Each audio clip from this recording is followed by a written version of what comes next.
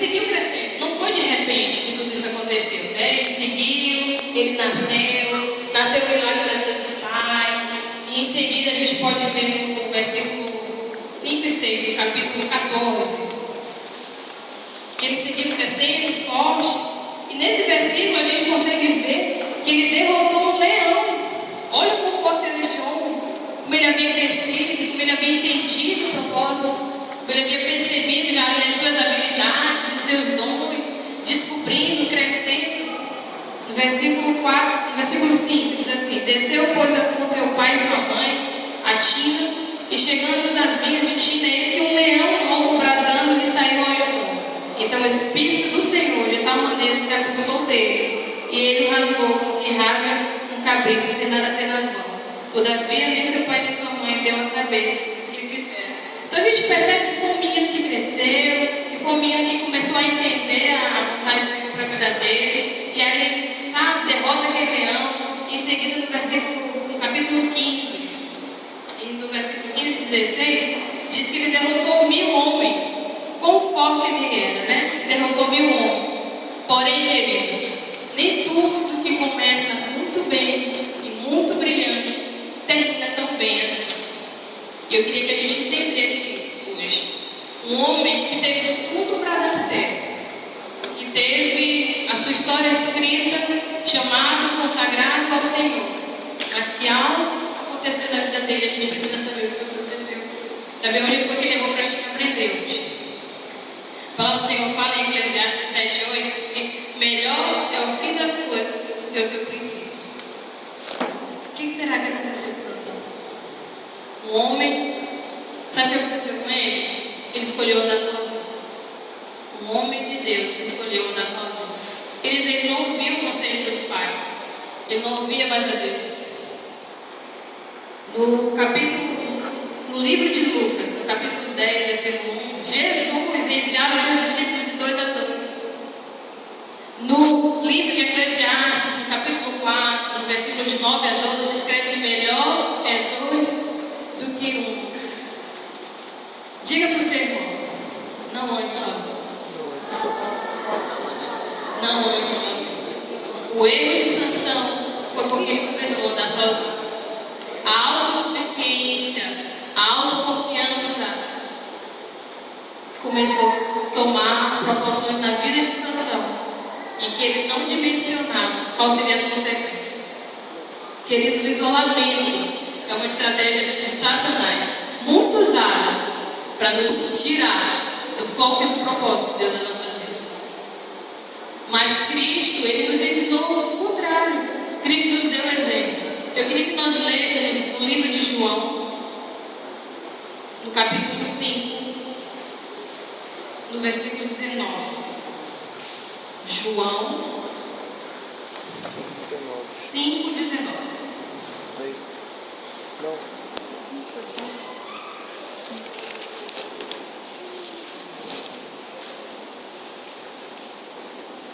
Então lhes falou Jesus: em verdade vos digo que o Filho nada pode fazer de si mesmo, senão somente aquilo que vi fazer o Pai. Porque tudo o que eu fizer, o Filho também semelhante ao Pai.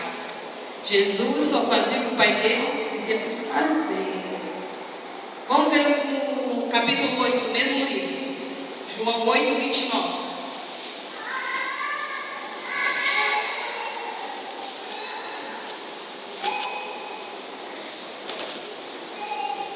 Diz assim: e aquele que me enviou está comigo e não me deixou só, porque eu faço sempre o que lhe agrada. Começa a entender que Cristo, Ele também entendia isso. Não é só porque Ele era Deus que Ele fazia tudo sozinho. Não. Pelo contrário, Ele tinha plena comunhão com Deus e só fazia aquilo que o Pai lhe orientava. Então nós não somos servos obedientes, temos que fazer bem bonitinho, do jeitinho que Deus manda. Então, queridos, não é sozinho. Jesus não fazia nada sozinho. No seu discipulado é a oportunidade que você tem de romper com o isolamento. É lá que Deus vai começar a gerar na sua vida algo primordial. Uma das primeiras atitudes que você vai abdicar é do individualismo. e das suas decisões unilaterais. No seu discipulado, você vai poder dizer assim: agora eu não vou mais caminhar sozinho, eu não sou mais solitário, agora eu tenho alguém para compartilhar comigo, agora eu tenho alguém que vai me amar, alguém que vai me acolher, alguém que vai receber minhas lágrimas, alguém que vai me entender, alguém que vai me ouvir, alguém que vai chorar comigo, alguém que vai sorrir comigo, alguém que vai caminhar com você.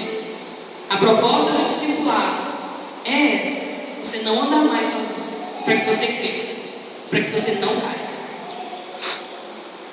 Discipulado, queridos, é o fim do individualismo, o fim do isolamento. Quando começamos a abrir mão do isolamento, sentimos uma dor de dividir a individualidade e a privacidade com o discipulador. Esse, de fato, é o primeiro custo. Se você está vivendo o discipulado à luz da palavra de Deus, você vai começar a sentir esse incômodo assim: tem alguém se infiltrando na minha vida. Estou começando a compartilhar algo íntimo, a minha casa, o meu dia mal, as minhas imperfeições, o meu caráter distorcido, as minhas falhas. Mas sabe que o seu discipulador tem amor, tem cuidado, tem zelo pela sua vida, e ele vai lhe ajudar em tudo. Você não é perfeito, o seu discipulador também não é. Mas ele está interessado em formar o caráter do Senhor na sua vida. Ele está interessado em cuidar de você com zelo, à luz da palavra de Deus. E o diabo, com certeza, não vai ficar satisfeito com isso. Porque tudo que ele quer é que você viva um discipulado superficial, que tudo está muito bem, que você é sempre santo, muito lindo, não peca, não faz nada. Está tudo ótimo. E quando você perceber que o seu discipulador está se aproximando, Satanás vai começar a interferir. Porque ele sabe do resultado que vai dar quando você tem um discipulado verdadeiro, sincero, transparente, com o intuito de crescer. O diabo tentará superdimensionar esse preço de maneira que as pessoas o vejam como pesadíssimo. O preço de você compartilhar a sua vida está ficando pesado demais. A pessoa está se intrometendo demais. Muitos dirão que isso é manipulação. Realmente, há alguns outros níveis de relacionamento não caberia tal vínculo, mas no discipulado sim. Diga para o seu irmão: no discipulado sim. No discipulado tem que haver intimidade, tem que haver transparência. Não dá para ser transparente de longe. E é isso que nós vemos, queridos, na prática, na vida dos discípulos mostrados na Bíblia. Vemos um relacionamento aberto na vida dos discípulos do Senhor. Não tinha gente que ficava disfarçando ali para viver com Jesus. Não, Jesus convivia com eles diariamente, acordava com eles, andava com eles, sabia quando eles estavam namorados, sabia quando eles estavam bem, sabia tudo. Então a gente vê isso da palavra do Senhor. A gente viu isso na igreja primitiva, onde eles compartilhavam os seus bens, onde eles tinham essa vivência de oração, de estar junto. Quando você está junto, você não disfarça. Quando você está junto, você mostra que de fato você é. Mas se você vive um discipulado superficial, que transformação vai haver na sua vida? Né? Difícil. Então percebemos que é propósito do Senhor termos um discipulador, termos um discipulado abençoado, um discipulado que transforma as nossas vidas. Devemos, queridos, nos submeter à autoridade que o Senhor colocou nas nossas vidas. Esse é o princípio. O seu discipulador é uma autoridade estabelecida por Deus na sua vida. Ele não é perfeito, mas ele é uma autoridade estabelecida por Deus para zelar pela sua vida, para cuidar de você, para ajudar você. A submissão é a segunda proposta do discipulado. A primeira, quem lembra? É romper com o individualismo, você sair do isolamento, você aceitar ser cuidado. E a segunda é você se submeter ao seu líder. Submeta-se à sua liderança.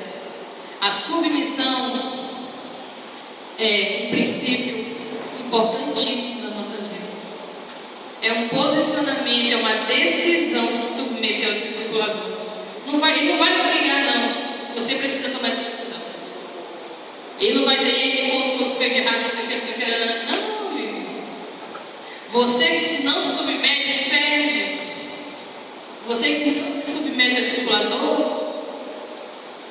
que está vivendo a superficialidade de uma vida cristã. Existem muitos crentes que dizem esperar o tratamento de Deus diretamente com eles, mas não querem ouvir o homem, o seu discipulador, o seu líder. Deus tem que vir do céu para tratar com eles aqui, pois Jesus é o seu pastor. Queridos, não existe a melhor forma de Deus tratar conosco que não seja através da nossa liderança. Deus, antes de tratar com o povo, lembra lá no Egito? Antes de Deus tratar com o povo, Deus tratava com quem? Com o líder. Antes de Deus mostrar qual era o propósito dele lá para a multidão, Deus chamava Moisés: vem cá, meu filho. É assim, assim, assim, assado. Então, o seu discipulador está recebendo de Deus também orientação para a sua vida. Ele coloca o joelho dele no chão pela sua vida, ele chora pela sua vida. O seu discipulador lhe ama, querido.